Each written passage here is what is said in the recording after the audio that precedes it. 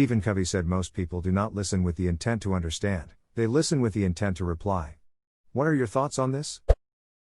There was a workplace seminar exercise thing I went to where we had to listen to our conversation partner, and all we have to do is to summarize what they said to make them feel fully understood. No response of our own other than reiterating their points. Then they have to judge us based on whether we got their main points, or if we're missing important parts, or if we added anything they didn't say. Took quite a bit of effort because we're so used to just listening for keywords while our minds go elsewhere. Edit, it's called active listening as a few commenters mentioned. Great exercise. I've done that, too. It's excellent training and really forces you to focus if you've never done that before. Regarding customer service, helping an upset customer feel heard and understood goes a great distance to helping them feel that their complaint has been resolved. It's tempting to try to quickly think of a solution for them, but truthfully, if you're spending all your time thinking, then you're not actually listening to them. Spend quality time thoroughly exploring what they're saying and ask clarifying questions to make sure you fully understand. Frequently, the customer's demeanor will become more positive and suddenly you two are working together to solve the problem instead of it being an adversarial situation where someone wins and someone loses. People don't care how much you know until they know how much you care. Forget where I heard this, but it's stuck with me ever since. Theodore Roosevelt. Michael Scott. When people think you're dying, they really listen to you, instead of just waiting for their turn to speak. Chuck Palahniuk, Fight Club 1996. A recent cancer diagnosis refutes this in my limited experience.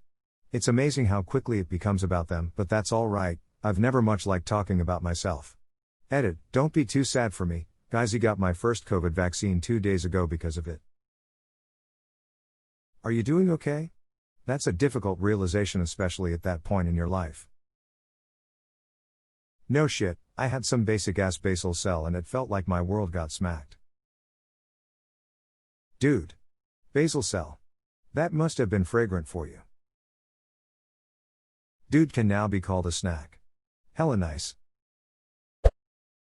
2 thoughts, speak in such a way as others love to listen to you. Listen in such a way as others love to speak to you. I got the second one figured out, that first one though. Storytelling is a hard skill to learn. I don't think I figured out how to keep people's attention until I was in my 30s. My problem had always been to talk about all aspects and every detail without concern for relevancy and the point of the story. My dad equated it by comparing early movies to modern movies. In early movies, they would show 2 people in a car drive up to a building, park, get out the car, walk up to the building, enter, get on the elevator, take the elevator up, get out, go down the hall, into an office, through the office, and into a meeting room. All without much dialogue. Modern movies will show 2 people in a car, an exterior shot of a building, and then everyone sitting around a conference table on the 20th floor. And all without ever shutting up. That's because no one cares how they got to the conference room, it has no bearing on the why they are having a conference. When I was excited about a thing that happened, I would relive it in my mind and would want to describe the entire scene and what everyone was doing. 95% of it was irrelevant. TL, drive, just get to the point. So obvious yet so hard to apply. Like I said, hard skill to learn. I think talking to myself all the time helped. As I was telling myself a story, I'd ask if it has anything to do with the point. It also helps to listen to good stand-up comics and the techniques they use. Absolutely true. I heard a better version, applicable to almost all arguments, not listening to understand, merely pausing to reload. The version I knew was not listening, merely waiting their turn to speak, but I might like yours better. The pausing to reload certainly had a powerful impact on me personally. I attended a training program where they made a video of us role-playing a conversation. I cringed when I saw it because you can see that I'm not listening at all. Just waiting to fire my next salvo. Hey man, I've been meaning to tell you about Saturday. Hey man, I was just wondering about if you'd like to do something with me on Saturday. Oh wait. Yes to that thing, but do you have plans for Saturday? I find the opposite to be equally true, that most people do not speak with the intent to explain, they speak with the intent to get something said. I believe combination of the two has led to a lot of frustration and likely even war. We should all listen to understand and speak to explain. This is definitely true for me. I've had to make a conscious effort to stop myself. It's not a trait I like about myself. When I realize I am waiting for the other person to stop talking so I can tell them something, I force myself not to and ask them a question about whatever they have just been saying. I don't always realize, but am trying. What is ironic is that you doing it won't make anyone else do it. These things should be taught in grade school on how to properly function in society. I have so many acquaintances that are narcissists, and although they have lots of friends and huge social circle, when you're alone with them you realize how ducking out of touch with reality they are. This isn't something school can teach, this is something parents need teach their kids. Not knowing the context of this, I think it's spot on. I also think it works on two levels. 1. The internet democratized mass communication.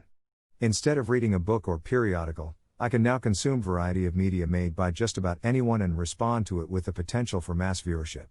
Case in point, I have read your question and, when instead of pondering on it by myself, I am responding to it. 2. The internet made everyone a superficial expert. I can briefly look up fairly complex topics and know a single point trivia or data without learning or knowing anything else about the subject. A classic example would be a debate between friends that results in rapid Google searches to find and support points. In this case, neither is really looking to learn about the subject, rather they simply want a seemingly smart response. This is absolutely true. From the arguments I have been in that people are Googling things they will not remember anything from that argument 24 hours later. Yeah, argumentation is unfortunately mostly about being confident and sounding smart. During many arguments on Reddit, I've had big and long arguments, and I was showering in upvotes while the other guy was being downvoted to oblivion. At the end of the argument, I realized that I have clearly misunderstood a crucial detail that proved that I was totally wrong and the downvoted guy was right. I of course tell the guy that I was wrong, have a nice day, etc., but the fact that people just blindly believed me was really concerning and it really stuck with me. Yep, I've seen that happen a lot too. Especially if one side is not what people want to hear, despite it being correct. Yeah, during the most intense period of BLM protests, I said that people are taking the all cops are bad thing way too far. I said it because people were harassing cops that took no part in anything bad and were just trying to provide for their families while keeping people safe. I was instantly called a racist, a bootlicker and an asshole, in surprisingly many ways. I was also called a part of the problem because I wasn't ready to cruvify every living cop. Looking for keywords in your story to top it with my better story that is vaguely related to what you said. It's frustrating when you take the time to articulate coherent, well thought out arguments, and all you get are yaps. Yeah, but what about? Yeah, but have you considered? Yeah, but insert pretentious self-indulgent drivel trying to look smart. Yes, I have considered a long time ago, and I address this in my argument. Read it and don't waste my time. Yeah, but my ad hominem is better than your coherent argument. Continue, I want to understand. It's true for many people. I've caught myself doing this on occasion and I always try to correct my mindset.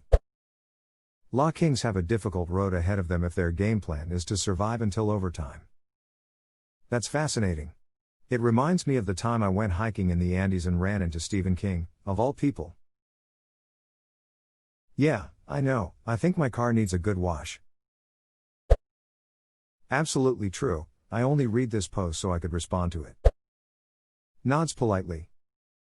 Polite agreement noise. Isn't asking for opinion for this specific question a bit contradictory?